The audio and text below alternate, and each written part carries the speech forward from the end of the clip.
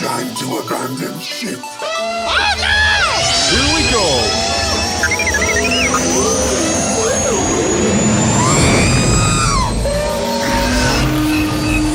Can I persuade you to join us for a drink?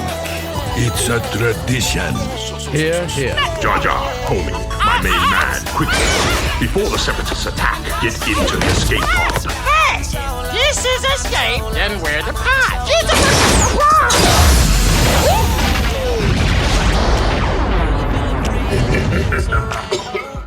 Bounty hunting is a complicated profession. You want some soup? Don't you agree?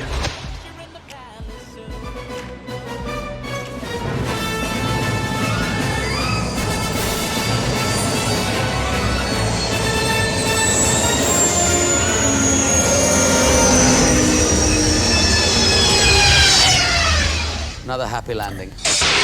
All right, everybody, welcome back to Star Wars Escape Pod. We got Season 2, Episode 1 of the Mandalorian After Show going forward. These will be our Mandalorian nights, and joining us in the Escape Pod is Blake. Hey, man, happy to be here. It's nice to start talking about some fresh content.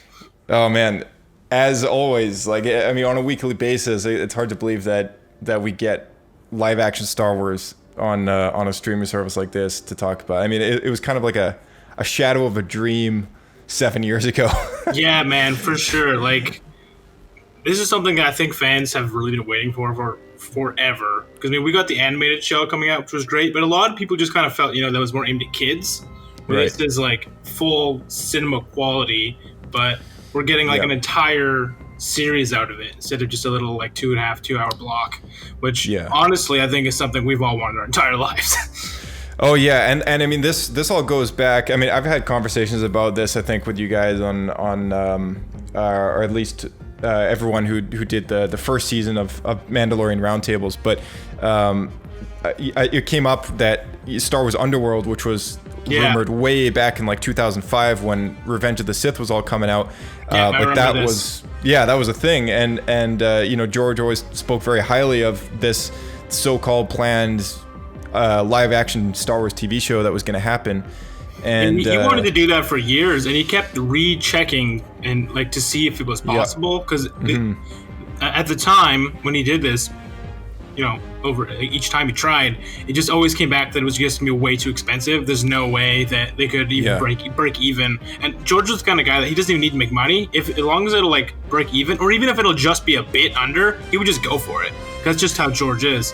Yeah, but exactly. It was just the tech to do the quality that he wanted on a show that would be coming out very consistently. It just wasn't there. There was the budget, the system. It wasn't cohesive. It was not the time. But as we can see, after the Game of Thrones really kind of showed everyone that it could be done, it was definitely time to take another look at it. And honestly, I think it came together beautifully. It did, yeah. And I don't know, did you ever go back and look at that old, that concept sort of testing footage that they did for Star Wars Underworld? No, it was very release something. Yeah, there's a whole 8-minute sequence of shots that took place, which was kind of like a mini episode, and it was very rough cut, somewhat unfinished, and I believe it was done by Stargate Studios or something like that way back when. Okay. Yeah, and I forget which year it was. I think they do Doctor Who special effects.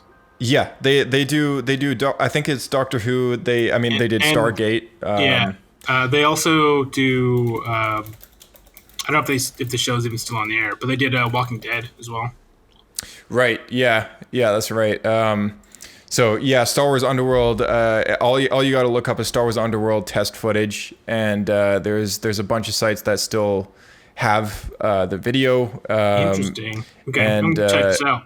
It is interesting. Yeah, I mean, watching it, it was cool. It felt very, very much inspired by the look of Coruscant from Attack of the Clones, and it kind of built off of that stuff.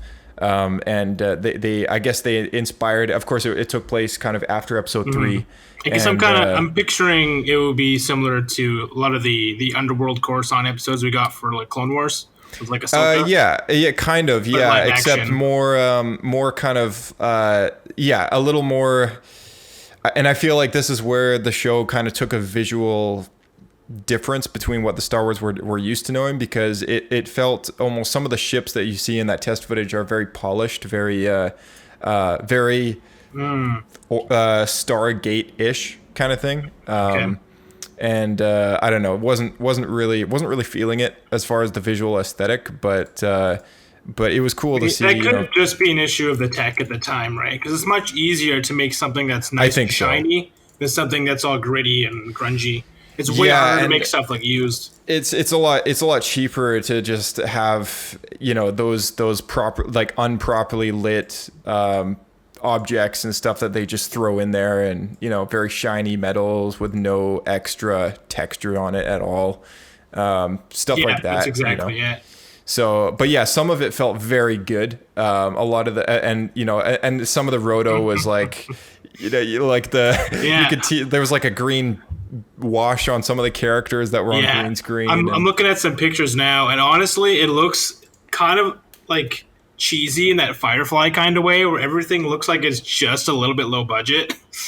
Yeah, exactly. Actually, I sent you a link in the Zencaster chat here, which has the video attached to it. And I think what I'll do is I'll put that link to the YouTube video in the description of this podcast for anybody listening at home, and you can flick through it. So the first half of it is actually the sequence that they made, and then the last half of it is behind the scenes B-roll footage of them recording all the extras on the stage and everything like that. And they filmed this entire thing on a very small green screen stage as a test, because obviously they wanted to do low budget, which low budget meaning they don't need to build a practical set with a huge sound stage, which is what they do with some movies. And and then of course with the green screen they're able to change as much as they want. So yeah, there was a very small crew, and I think this whole thing was probably it was definitely paid for as a test, I believe, but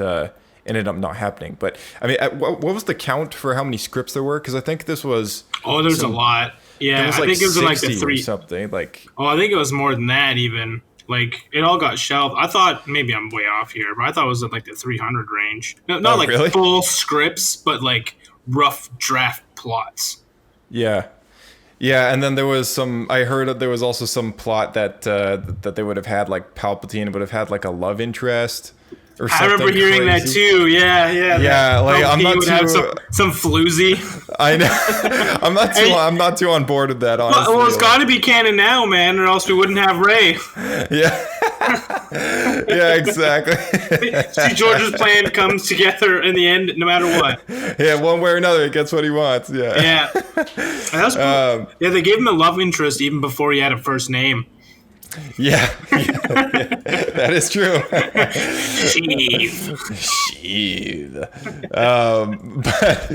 But Anyway. I mean, today, I mean, we've got a show which is as brilliant as Mandalorian, and now we've got our second season to talk about. And this first episode being Chapter 9, The Marshal, obviously refers to the character of Cobb Vanth, which was amazing. But I just want to start from the very beginning of the episode. Mando and the child, they kind of walk into this like fight club, basically.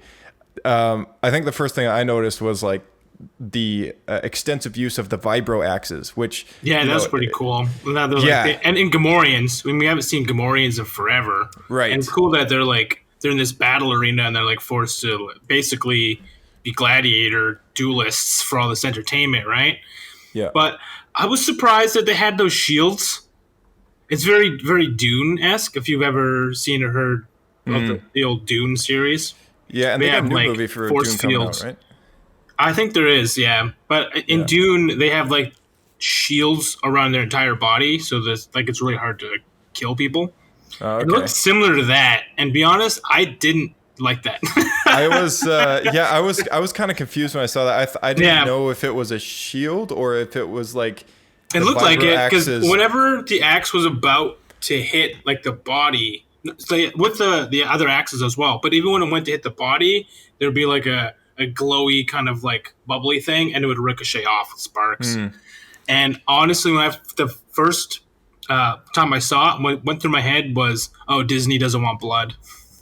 Yeah, or gruesome deaths on Disney Plus. It's a dueling arena. This is what you're gonna have. Go for it. Yeah. I kind of wish that they had. Well, I mean, I don't know. I'm trying to think of the most gruesome thing we've seen in Mandalorian, and probably disintegration. Yeah, probably that, or. See, Star Wars isn't new to blood though, because A New Hope they cut off Ponda Babar's arm. Well, and as long as it's not red, I think it's okay to have. Yeah. You won't lose the PG-13. Yeah, exactly. So I don't know. That would be my preference to do that. I didn't like the shield thing. Cool. To me, it seemed like a cop out, and like, why is it? I don't know. To me, I always start to wonder, like, why didn't they use things like this at other places? Because if you could have a personal shield, why wouldn't you? Yeah, well, it is something that they added in with the video games, and we've seen personal shields with Battlefront and Battlefront 2, but they've. Yeah, I wonder if it was the axes like clashing that made like that, because they're both vibro axes, which we've seen we've seen the vibro knife in the first season, very very small scene with the knife threatened fight between Din Djarin and the Jon Favreau's Mandalorian character. But this is the first kind of more extensive sequence that we've seen, like these weapons, and we've never seen. Which is cool. I'm so glad that they're canonized, because I remember playing countless books. The old KOTOR games too, man. You actually get to use like swords and stuff. Yeah, and it's so cool to finally see this stuff canonized, because we've never seen it. Maybe in the animated series, but certainly not live action. Yeah, and I mean the countless books and comics that we've heard and seen of vibro weaponry or Star Wars miniatures that have the ability on the cards or whatever. Yeah, and it's been around forever. We've just never seen it. It's always kind of just been this EU sort of thing. Exactly, and all the times that we do see a weapon like that in the films, they're not actually vibrating like with the effect. No, they're not. They're just like regular swords. Exactly, yeah. So it was very cool to see that in the first season, and now it's even more cool to see it even extensively with these axes in the second season. But and these are the same axes that the Gamorreans held in Jabba's throne room and everything like that. They are. They are the same thing. Yeah, so it's really cool to see those. I would actually be pressed to think that those Gamorreans are very likely there because they're not under the employment of Jabba anymore because he's dead. Well, there had to be more Gamorreans around than just Jabba. I'm sure Jabba didn't have the entire race enslaved. Yeah. Well, after his death, in the Aftermath trilogy of books, I guess there was a kind of an exodus of people that just left the Jabba's palace once they figured out he was dead. Mm-hmm. They were like, okay, well, screw this. I'm not sticking around for somebody who's no longer alive. So, I know a bunch of people left, including the Rancor's Beastmaster. And so there was a bunch of people. So there's a story about him, wasn't there? There is, yeah. And, I remember hearing about this. I can't remember if I read it or not. We'll get to that eventually because it actually has something to do with Cobb Vanth. But yeah, some of the Gamorreans, I'm assuming, which were left as guards for the palace, probably ended up just packing up and leaving. And it's interesting to think that maybe those two Gamorreans could have been employed by Jabba at one time. Not that long ago. Possible. Less than around 5 years ago at this point, right? So it is interesting to think about. But anyway, so Mos Pelgo is a third city on Tatooine that none of us have really ever heard about. I don't know if I'd call it a city. Like it's town. Like I wouldn't even say town. It's like a hamlet at best. Yeah, that is true. Well, there's like 4 buildings.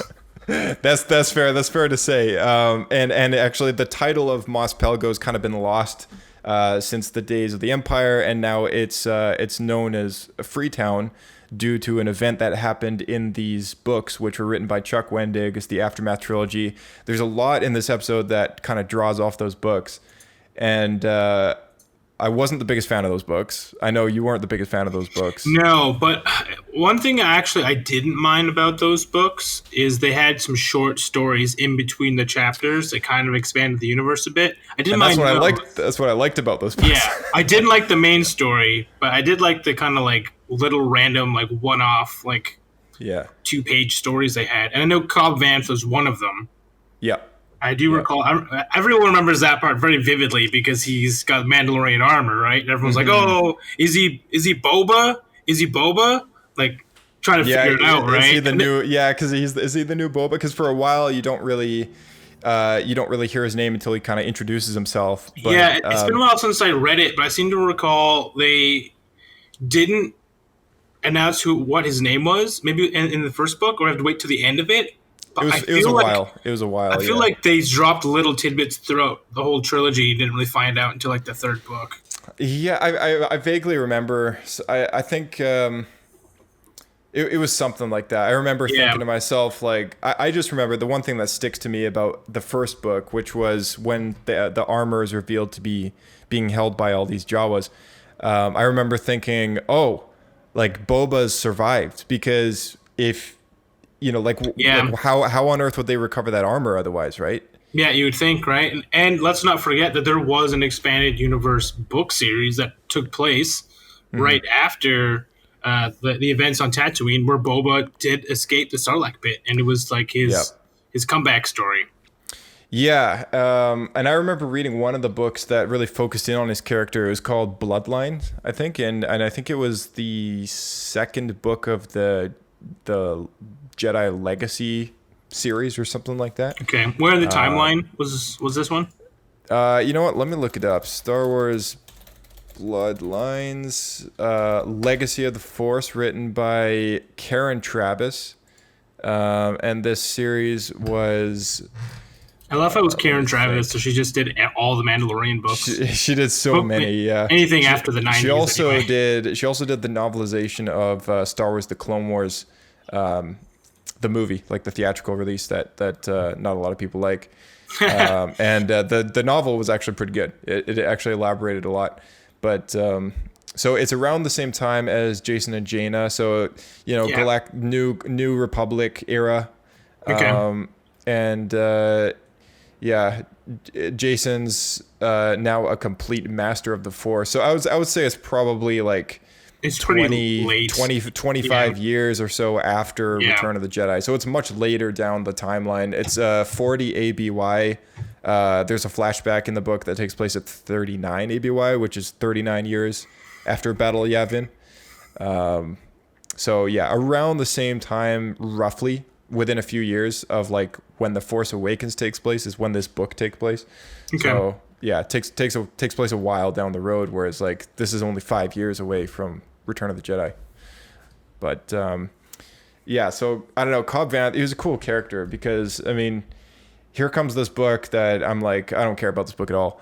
And then we get all these interludes which take place around different parts of the galaxy, showing us different parts. There might only be like one, there might be like a few sprinkled through the whole book that take place with like a sub story, which ended up being the Cobb Vanth narrative. And it was cool because you got a picture of like what the rest of the galaxy looked like in this time, because the majority of the story focuses in on a set of characters that people don't really, at least I didn't really care about them. But I thought the interludes were really well done. That's exactly the same opinion I had as well. I mean, a lot of them are very forgettable, but a few really stood out, and Cobb Vanth was definitely one of them. Yeah, for sure. Cobb Vanth to me was kind of like one of the highlights because it was the one that revealed like, oh, the Fett armor survived. Yeah, exactly. I remember more about that interlude than the rest of the entire trilogy. Yeah. Which is really funny and kind of saying something because it was like maybe it's interesting. 5 pages. It's interesting because when I was speculating on season 2, there was one of the trailers where there's a shot of Boba driving off with with Boba's armor, right? Okay. And of course, like in season 1, we had that moment where we see like the guy walk up to the dead bounty hunter's body in the desert, and you hear the spurs. And so there's a lot of hinting going on there that Boba They're Fett's like, alive. oh, it's Boba, it's Boba. It's Boba. What are your thoughts on that? What are your thoughts and- on the possibility of Boba returning at this point? Do you think it's just fan service, or like? Well, at the time of speculating on this season, right? I thought instantly, I was like, oh, they're gonna bring Boba back, and like the whole narrative of Aftermath is gonna get completely washed away. We're never gonna have any mention of Cobb Vanth at all. Like, we're not gonna get any of that because that's what they've done with the new films. And I should have had more faith. I should have. Exactly, and I should have had more faith that they would actually honor the books, because they came clean, and like the story that Cobb Vanth tells of like how he gets the armor is a very summed up version of like actually what happens. And I was actually really surprised by that. They really kept to it. Like, they really kept it. Yeah. I'd kind of forgotten that part of the story, some of the existence of Cobb Vanth for the most part. Yep. But you bringing up the book version and just watching it in the show, it was almost identical. Like, they did a really good job. It was like a summed up version of like the events that he went through, and they did an awesome job adapting that. But to get to your question about Boba, I think it's both fan servicing and just for story purposes. I think it's just a cool decision. Mm-hmm. I hope that it doesn't take away. This is my only fear, is that it doesn't take away from the character of Din Djarin. Like as soon as Boba's back, the focus is then like, oh, Boba Fett's back. Like, that's all that matters now, right? But at this point, we've had a whole season to like love this character of Din Djarin and the child, right? And I don't think anybody who loves Boba Fett as much as the rest of us does would ever put one over the other. Like, I think we all love both those characters in their own individual way. That's true, and they're not going to make. Let's say hypothetically that Boba does come back, they're not going to make him the main character. No, he's going to be like some side character in this. He might only even show up for a little bit. Yeah. And I wonder if they'll have the balls to kill Boba off in this show.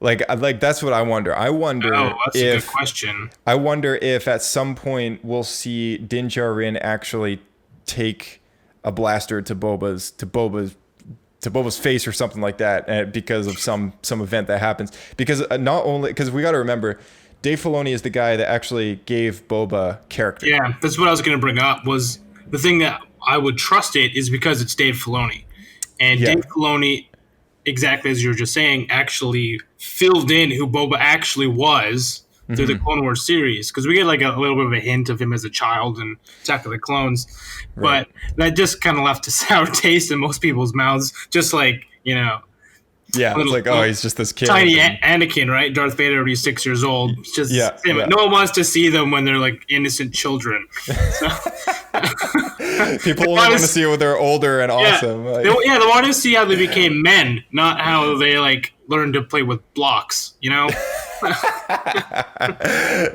That's one way to put it. But I mean, like a lot of people that weren't a huge fan of that. I actually don't mind it, but whatever. Yeah.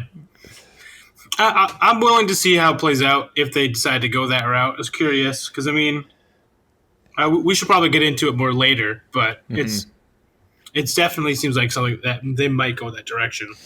Yeah, exactly. So, I mean, basically to sum up the whole like Cobb Vanth thing that was going on about, I mean, for anyone listening, if you want a more in-depth story as to like Cobb Vanth, how he gets the armor, kind of what he does after he gets the armor, and even what he does before with the whole mining guild or whatever that shows up and ruins the town and all that. There's a massive sprinkling of his story throughout the Aftermath trilogy, and it's worth looking into. They also had a whole subplot that they didn't get into with his recap, which involved a gang group called the Red Key Raiders, which also at the time posed as a mining group. So I was trying to figure out if they were the same mining group as the mining group that we saw raid the town, but it's actually a different group. So, I was gonna say those guys all were blue. Yeah. So like a very, very different. Blue Key Raiders. The Blue Key Raiders. Yeah. So anyone looking into that story, if you like the character Cobb Vanth, Aftermath by Chuck Wendig is where to start. But so you mentioned something during the watching this episode that I actually wrote down because I wanted to talk about it very briefly. But you said that it's a different. You said something along the lines of like it's a different perspective on the Sand People that we've had before. Oh yeah, absolutely. Well, because it's a different canonized view of the Sand People because befriending the Sand People and working with them to a means actually has been done once before, and that's in the original KOTOR game. Right. Yeah, and that's actually a good point that you bring that up because there's the later on more to do with the Great Dragon that they pulled out of KOTOR as well. But yeah, I mean, this is the first time that we've never seen that we haven't in the films, at least in the canon, that we haven't seen Tusken Raiders take the spot as the just like antagonist. These like savages that you can't reason with. They just show up and they raid whatever you have. like they have no code or anything, you know. And I think Din Djarin puts it very well. It's like they are ruthless people, and they are raiders, but you know they will hold themselves to their word, right? So we saw it in the first season when Din Djarin actually negotiates with the Tusken Raiders, tosses them the gunslingers binoculars so that they can gain safe passage across the Dune Sea, or their territory, whatever it was, when they were hunting that bounty hunter chick. And in this one we see them actually like team up with the whole village to take down the Great Dragon, which is pretty cool. And it's a very different perspective on those characters from when we see them previously, which is them trying to kill Luke Skywalker, them being hunted by Anakin Skywalker, and then them shooting down people in pod racers because it's true. They're like taking pot shots at like 6-year-old Anakin he's trying to drive by. Yeah, it's like man, these people are like the original school shooting. Yeah, it's like these guys have no ethic at all. And I mean, like the very emotional scene of them even just kidnapping like Shmi Skywalker, and she dies. Yeah, that's what I was thinking about too. They just like kidnap this woman, and just like they tie her up, and she basically just like starves and is tortured to death. Yeah, exactly. Like these people are terrible. Like they're ridiculously ruthless people, and so it's a very different perspective, like seeing them actually team up with some other people that live on Tatooine to take down this giant beast, and they don't kill a soul along the way, or break their word or anything. Let's not skip the fact that this is the first time we've finally seen what a Great Dragon looks like. Yeah, with this in the flesh. Yeah. Because that's a good point, because in A New Hope we've seen the skeleton of a Great Dragon, which you only know about if you actually bother to look into it. Right. It's not like explicitly said in the film. Just exactly. Like it's never revealed in the film itself that noise that Obi-Wan uses to scare off the Sand People who just attacked Luke, he uses the sound of a Great Dragon to scare them away. Yeah. That's a good point. And also the skeleton that has shown up previously, being Great Dragon, has always just been this spine with a big skull on it, right? Yeah. And I never put this together, but all the like the miniatures, all the drawings from the expanded universe of Great Dragon looks more like an actual dragon, where it has like legs. Yeah. It doesn't necessarily have wings, but it almost looks like a giant, more like a lizard thing, right? Yeah, almost like the thing that Obi-Wan rides on Utapau. Okay. But more dragon-like, right? And of course, instead of spitting fire, it obviously from this episode spits acid, but which I think is new. I didn't expect that. I didn't expect that either, but I guess maybe that's why they call it dragon. But anyway, so this thing though is more like a worm or a snake than it is more wormy. Yeah, man, they're just ripping off Dune left, right, and center here. Yeah, well, it makes more sense to do with the skeleton, because I was like, hold on a second, like that doesn't look like the Great Dragon I've known from expanded universe before, but it does look like the skeleton that 3PO walks by in the desert, and like that explains a lot, because it's just this kind of snaky big spine long thing. Yeah, exactly. It doesn't have any limbs. Yeah. No, it doesn't have any legs. Yeah. So that's a good point. Yeah, so I thought that was really well thought of. I think when they didn't just like, because Dave and John have been drawing a lot of expanded universe stuff, probably thanks to Story Group and Pablo as well, adding in all these things. But they made sure that they didn't just take out the design of the expanded universe Krayt Dragon and use that over again. They actually thought about, hold on a second, source material. Let's go back to the very first movie ever made in Star Wars. Take a look at the Krayt Dragon skeleton. What does it actually look like? Well, it looks like a snake. So like, let's make the Krayt Dragon like this snake dragon thing. So I thought that was really well thought of when they were designing this monster. But they did a really cool job with it, and the ILM did a fantastic job with the actual Krayt Dragon like model. It looked a handful of shots maybe not as nice, but the majority of them it looked practically real. It looked so good. Oh yeah, it looked amazing. Very impressed. Yeah, it looks super good, and of course like I think this episode looks as if it had a higher budget than I think most of the episodes would have in season 1.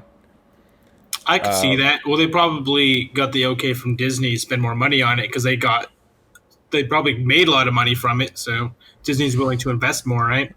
It makes sense. Yeah, it makes sense. Because I would say this was technically a lot more difficult than the last monster that the Mandalorian faced off against in. Yeah, the Mudhorn. The Mudhorn, yeah, from the first or second. I think it was the first one. Yeah, it was the it was the last time he was on that desert planet. Was that Tatooine? It was Tatooine as well, yeah, because he was helping the Jawas. So he helped the Jawas and the Sand People. Because those were off-world Jawas, so I forget if that was Tatooine or that other planet, that other dust ball planet, but.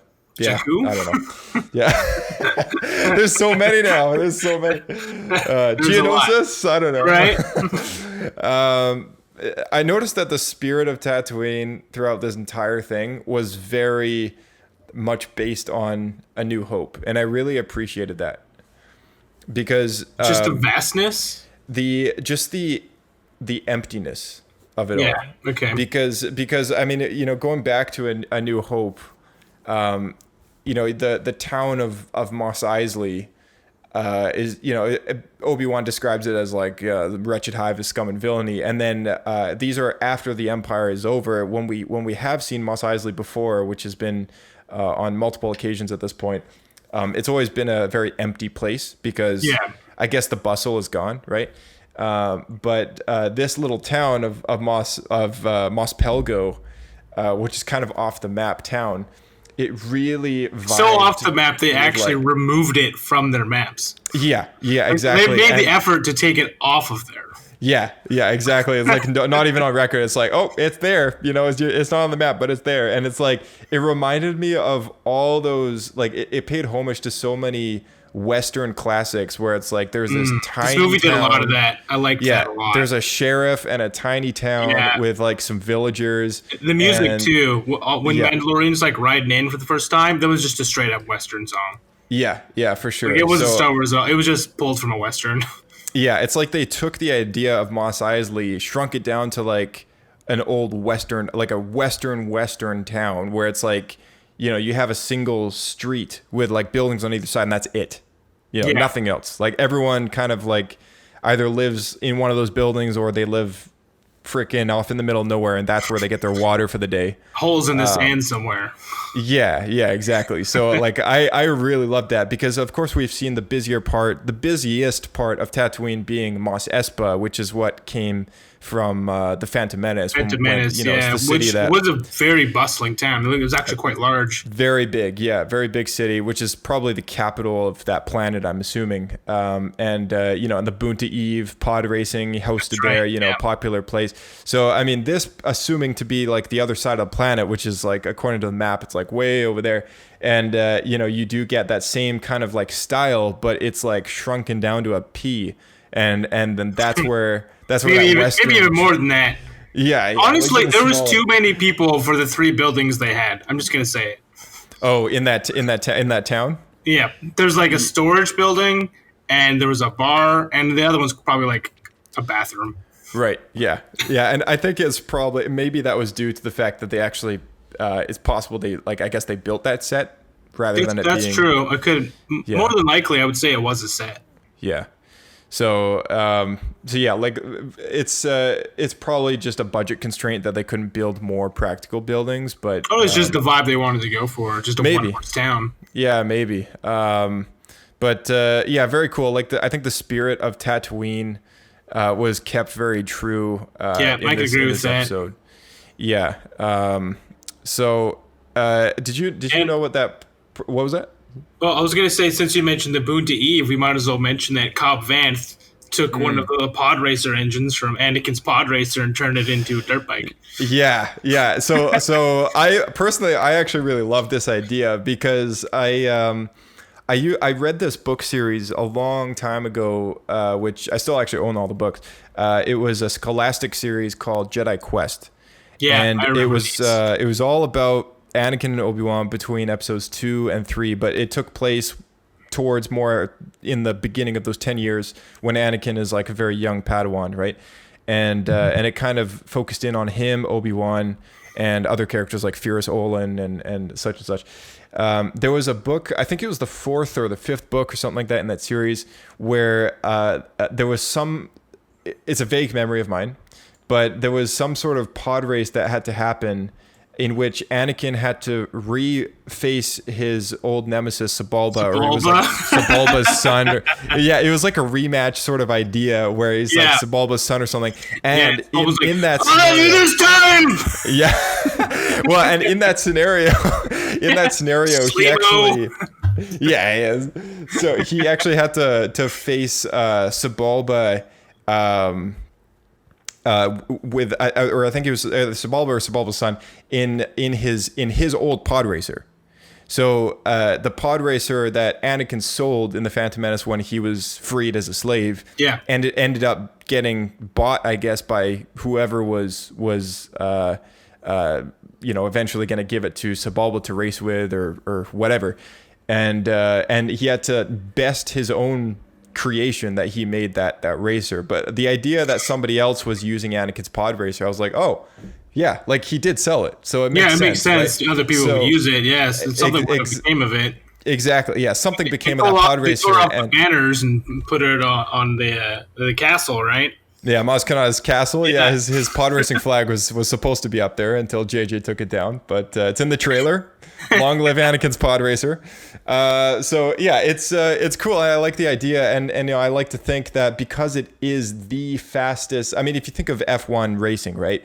Yeah. If a very particular car wins, a certain amount of championships or tournaments, whatever, it's literally known throughout history of being that car that won this championship. That's true. Yeah, I know. So, like, there's several different like Ford cars that have been known for things like this, right? Yeah, exactly. Yeah, and if you look at the GTR, or the Skyline, GTR, known as being a very well respected vehicle for all the championships that it won in its field. And so I like to think that Anakin's pod racer, which he bragged of being the fastest pod racer ever made, is known to other people as being the fastest pod racer ever made. So I like to think that after he left Tatooine, for those next 20 to 30 years or whatever, up until A New Hope, that perhaps that vehicle was possibly sold and passed around and still used in pod races that happened on in the Boon to Eve or whatever. I guess I always pictured in my head the next guy would be real cocky with it and just drive it into something and it'll blow up. Yeah, maybe. Yeah, maybe someone crashed it. I don't know. But the 3/4 of the pod racers we actually see in the race. Yeah, exactly. It's a vicious race. A lot of people dying, but I'm the only one that can do it. Well, and you see, that's what makes me think maybe the spirit of Sebulba racing that thing and being a competent driver enough that he actually didn't crash into anything. It was his cockiness that actually tore apart his own racer. But it's like makes me think maybe we actually had a competent driver doing this, and then maybe eventually it got outdated. There was maybe someone kept this as a classic, display, and then eventually flash forward like 30 something, because I'm sure a lot of people and flash forward like 30 years or 40 something odd years. 50. I think it's 50 years because Anakin was like 45, I think, by the time he died as Darth Vader. And this is 5 years later. So I think it's around 50 years, I think, since Phantom Menace. This pod racer is like 50 years old. It's a classic. And somehow, someone just like tears it apart and makes it into a bike. Yeah, exactly. Yeah, and it looks like it's had some modifications too. Well, they had to take a huge chunk of it out and stick a chair in there. Yeah, yeah, exactly. Yeah, stick a chair in there and make it balanced. But I was thinking to myself, it's like, what a badass like speeder bike. Like it looks pretty cool. Yeah, that's like, just like sitting in cool. an engine. He's like sitting on a jet basically, and I mean, not to mention it was half of like the fastest pod racer ever, which probably means it's faster than a speeder bike.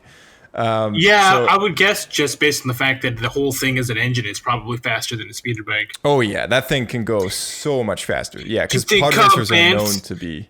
Yeah. Do you think Cobb Vanth's ever opened her up? Oh, I bet he's opened her up, no problem. Like, made some modifications. So, but yeah, I think it's pretty cool. I mean, him being like this like Western like sheriff guy. He's got a badass dirt bike. He's got his Mandalorian armor that clearly fits him very well. It just fits the character. Yeah, it just fits the character super well to have one of the fastest jets on Tatooine. To motor around to all the places he's like got to take care of business. I wonder if they're going for like a Lone Ranger kind of thing, right? Where he's like this. Yeah, black stallion horse. Fastest horse in the West. He's got his. Yeah, exactly. He's got his silver, his Bronco. Yeah, absolutely. I think that's kind of the style. I think and anyone who's mad about the fact that that's Anakin's pod racer engine, I think it's. Well, we don't know that for sure. I'm sure at some point Pablo will probably say yes, it is, but it could theoretically be another pod racer's engine that looks very similar. Like in like the same kind of like style. Maybe after Anakin was so successful, other people just like stole it. Maybe the people who bought it then made a bunch of them. Who knows? Yeah, adopted the design or whatever. Exactly. Yeah, that's a good point. So you've played KOTOR, right? Yeah, both. Now, do you remember anything to do with the Krayt Dragon's Pearl? Yeah. Yes. So I was actually going to bring up earlier that it was really funny that you work with the Sand People and you fight a Krayt Dragon, because it's exactly what you do on Tatooine and KOTOR. Once you defeat the Krayt Dragon, which I think you also do with explosives in that game, you lure it out and kill with explosives.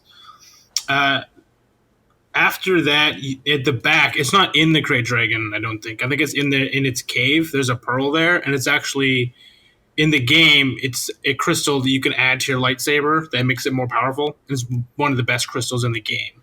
It obviously, the crystal we saw in this episode would not fit in a lightsaber, right? And it's a pearl. Yeah, it's a Krayt Dragon's pearl.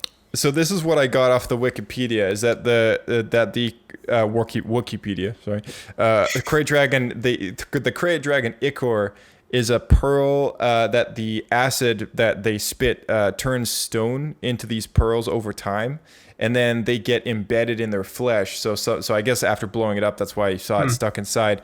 But yeah, in the EU, it could be used as a lightsaber crystal, I guess, or I guess maybe an amplifier. So it wouldn't be the crystal itself, like that emits the color and all that. It would be like an additional crystal that would have different effects on the lightsaber. Okay. So in those games, you could have two crystals. No, I don't think this did. I think it was just a modification crystal. Okay, all right. So in a game style format of way of talking, like it would just bump up your damage, I guess. Yeah, exactly. That sort of idea. So in the Star Wars universe, it's like a gun modification. In the Star Wars galaxy, I guess like in the cinematic universe, I guess you call it. What do you think? Like if that was the case, because obviously these things are massive in canon. Yeah. No. If you did find a tiny one, like what do you think it would do to a lightsaber? Would it like? In the actual Star Wars canon, that's a good question, because obviously you're not going to have game mechanics. You're not going to have some Jedi be like, at last, now I have +5 to hit on my lightsaber. My lightsaber powers have doubled since the last time we met. Made a few modifications myself. I've been looking forward to this. That's a good question. I feel like it's in the actual universe. I couldn't see it having an actual effect. It's like it's a pearl. It's not a crystal effect. Yeah. So I don't think in a lightsaber it would actually change anything. I think it's more of a thing of value and something that is more like bragging rights. You know what I mean? Like it was something you would display of great wealth. Yeah, for sure. I think it'd be something like, if it was used on a lightsaber in general, I could see it being a really valuable like activation switch button. Yeah, or just something that'd be cool to have on there. I guess if you really wanted to like push the fantasy narrative, you could say maybe it focuses the saber energy itself better. Who knows? Yeah. I could see something along those lines, maybe. Yeah, I could see that happening. It could cut through other lightsabers. Maybe it's the only lightsaber. The damage. Yeah, it's the only lightsaber now that can cut through Mandalorian armor. Yeah, exactly. Actually, speaking of which, now that you brought that up, do you think that is something that they'll get into with lightsabers cutting through Beskar? Like, do you think that that's going to be brought up as a possibility that maybe we'll see some lightsaber resistance with Beskar? Yeah, for sure. They absolutely are going to show some resistance with that. I could see, like, we've already seen that the Darksaber has made an appearance in this series. Yeah. And I can guarantee you at some point, because they'd be stupid not to have a Darksaber that ends up fighting against Mandalorian armor at some point. Right.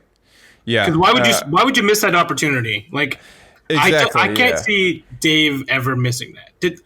Makes me actually wonder though. Did they ever show interaction between Beskar and lightsabers in the Clone Wars series? So that's the only thing is that I'm trying to think back to that Mandalorian series. Episodes. Yeah, and we know Obi-Wan was there. Yeah, and I don't ever clearly seeing any scene in which the armor plating was destroyed through a cut of any kind. The only time I think that anything could have possibly been damaged, I have a vague memory of somebody's jetpack being sliced open with a lightsaber. It's always jetpacks. It's always jetpacks. It's always the jetpacks. Yeah, and that's death traps. So I'm trying to think if that's maybe the case, but then I mean, we've seen a few of the Mandalorians in that show take a blaster hit to the head, and or even other places, and they've just stayed down, right? Like they got shot. So I mean, in the Clone Wars, they didn't make it very clear that Beskar was actually that blaster resistant or whatever. Whereas in this show, we've seen countless times where Din Djarin has taken a hit and it's bounced off. Yeah, been fine. Yeah. Well, you have to keep in mind that the plates on the chest are the only parts, and I guess like if you want probably like the wrists and not usually not the wrists either. Usually it's the thighs, shins, and the torso are Beskar, and the rest of it is not Beskar. So you have to keep that in mind. So if you get hit in the head, it's less likely to it's more likely to kill you because that's just a regular plastoid helmet. Okay. Interesting. Yeah, I wonder. At least that might be EU now. That's what it was. So if you get a headshot, could still actually kill a Mandalorian. It makes me wonder if they'll clarify that particular bit of the science there. Because Beskar is a very dense steel. Like if you look at their armor chunks, like the pieces on the body are really thick, and the helmets clearly are not as thick as that. Right. Yeah, no, and it explains why Boba's got like a dent in his helmet. Yeah, because you wouldn't think that Beskar would dent. Actually, I think some of his torso has a dent in it as well. But it takes a lot to damage it, right? Because he took like a full-on sniper blast in one of the episodes in the last season. So, it does take a beating, I think, before it starts to break. But so. Anyway, for anyone listening that might be interested in the Krayt Dragon a little more and the pearls, there was a short story written in Star Wars Insider number 74 called "Pearls in the Sand." Issue number 74 actually came out a long time ago. It was February 24th, 2004. So probably a short story that was inspired by KOTOR, and that also gets into the Krayt Dragon's treasures that the Tusken Raiders so-called possess over. But it's interesting, all that stuff, because it's very obvious that this entire plot for this episode was very inspired by those games, right? I've noticed that the whole way through. I really enjoyed it. I'm a huge fan of those games. Not so much the online one, but the original games. Right. And it makes me wonder, like, great story, and there's a lot of really cool Star Wars elements in them. Yeah, and like, so my question to you is, like, do you think that, because you asked me about the Boba Fett fan servicing thing, do you think that that this whole episode in general, like the outline of this whole story with the Krayt Dragon, all that thing, do you think this in itself is 100% fan inspired by KOTOR and its fan servicing, like, all the way? And is that a good thing? Oh, that's a good question. It's certainly inspired. I doubt that they went out of their way specifically to write a story to take that. I think what more likely happened would have been someone pitched the idea to do that, and someone else, like Pablo, mentioned, "Oh, hey, we have there's a story where this already happened. Maybe we could take a look at it and pull what we like." That's my guess is what happened. Mm-hmm. I doubt they were like, I played this game 20 years ago. I think we should do the story. It was really good. Right. Yeah, no, that makes sense. And I don't have any problem with it. I think it was cool, and it's very, like, specific fan service. Very few people are going to know what it is, I think. Yeah. Because basically you would have had to play that specific game from, like, 2000. So, well, and I think I mentioned this, like, when we were talking about when I was talking about Last Jedi or something, when we did the commentary for that, which is dropping next week. But I think I brought up. Did I bring up the whole comparison between fan servicing and rehashing?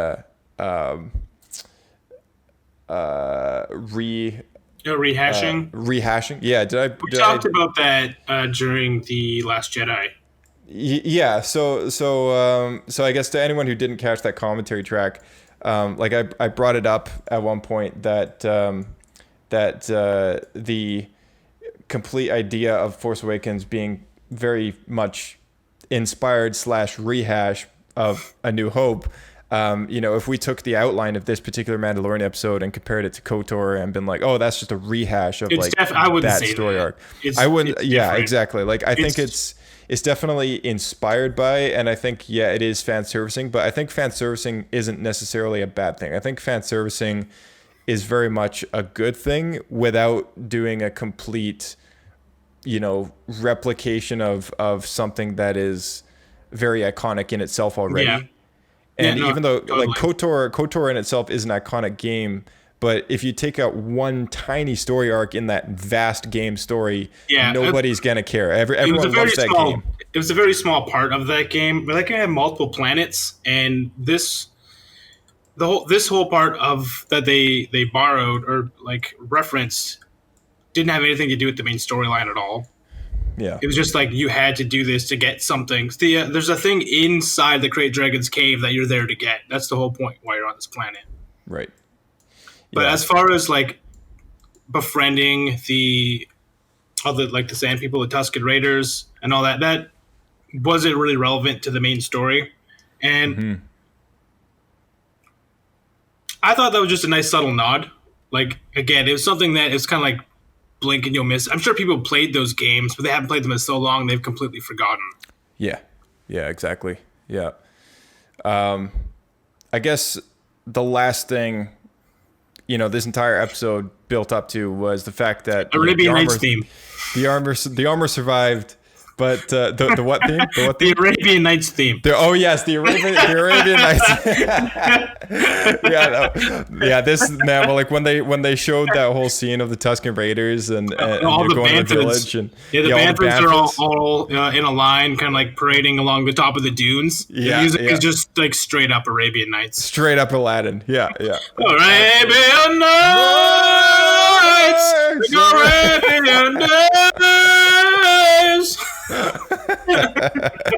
So good. No, what I was gonna say is thank you for bringing that up because I almost I had to. Yeah, it stood out so much. I'm sitting there watching it. I'm like, why am I thinking of Aladdin all of a sudden?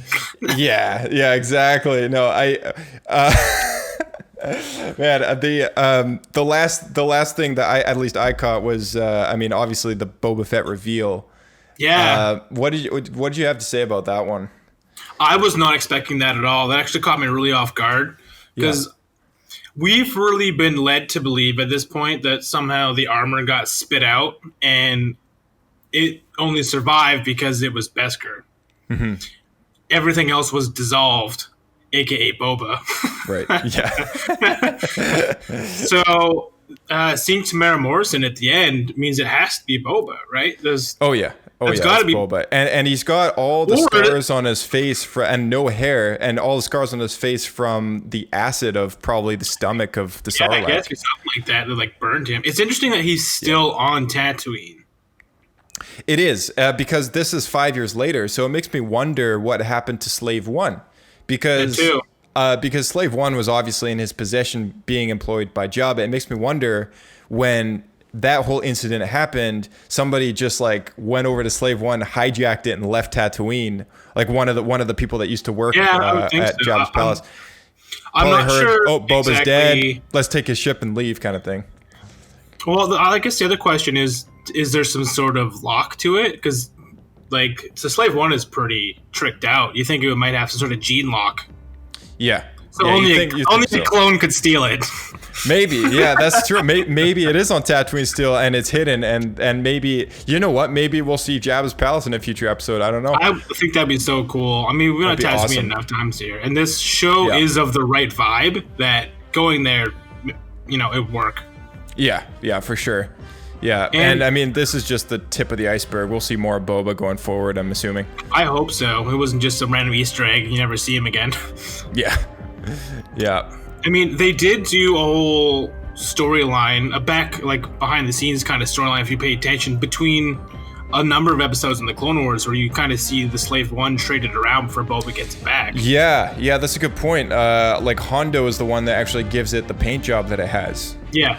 And repairs it after it has a bit of an incident. So, that's a good point. I mean, for absolutely anything more on Boba Fett, I mean, aside from the kid in Attack of the Clones and the appearance that we have now, Clone Wars is the best place to look for that story.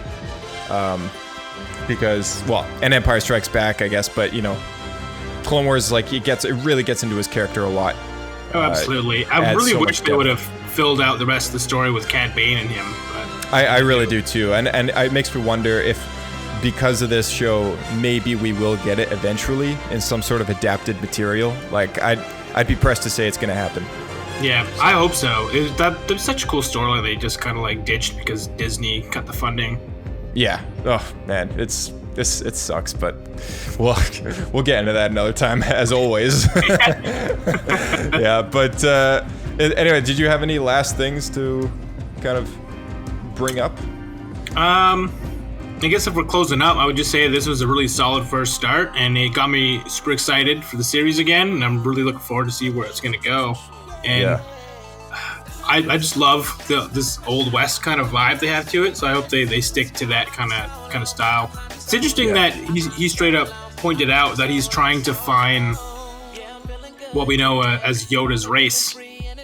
Yeah, he's trying to find their homeworld or whatever to take the child there, right? So I'm quite curious to actually see how that's all gonna play out, and if we're now actually going to see Yoda's origins. Because this has always been something up in the air that George made an effort to never reveal. So I don't know if that's betrayal or what. I think honestly, I have enough faith that Dave and Jon Favreau can handle this. That's my thoughts too. With honoring what George would have done, I guess. Yeah. They're all a bunch of frogs that just hop around everywhere. Yeah. Well, the idea of the character is that you just never know a thing about them. Yeah.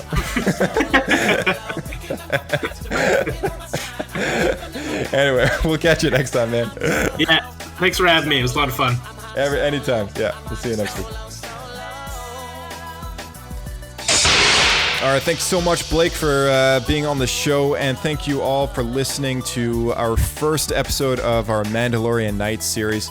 It's going to be a great season going forward. We're looking forward to it, and looking forward to breaking down all the other future episodes ahead. So very curious. Myself and Blake were actually talking about it, and we would love to hear what you guys think of this opening episode to this season, and the way that you can put in your opinion. And we're going to discuss all of you guys' opinions in the next episode, perhaps.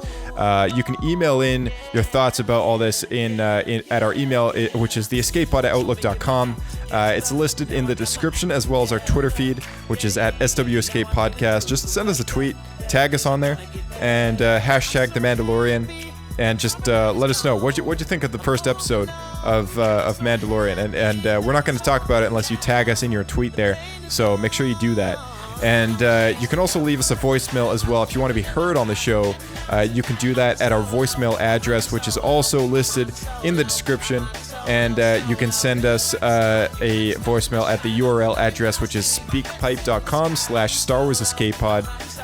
All are great formats to get in touch with us. You can also look us up. We've got a Discord server happening and all that. So big favor if you rate 5 stars and share this podcast with a friend. That would be awesome. My fellow Mandalorians, this is the way, and may the Force be with you. We'll see you next time on the show.